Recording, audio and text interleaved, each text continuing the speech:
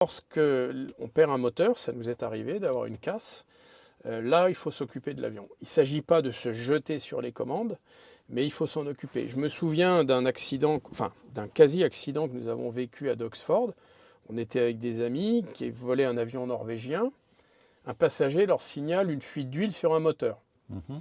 Les équipages, qui étaient constitués de 2 pilotes de ligne extrêmement formés, ont immédiatement coupé le moteur. D'accord. Sauf qu'ils se sont trompés de moteur.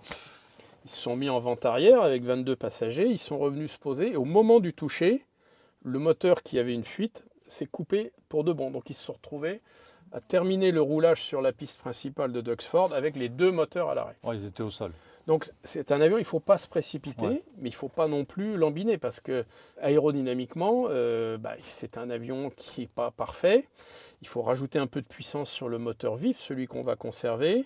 Il ne faut pas hésiter éventuellement à descendre un petit peu pour aller chercher l'énergie si on a une insuffisance si on est en dessous de 110 mph, une insuffisance de badin. Sincèrement, c'est un avion, si on est en IMC de nuit dans des conditions givrantes à la masse max, c'est pas un sport Tendu. de masse que de D'accord. couper et de ramener l'avion.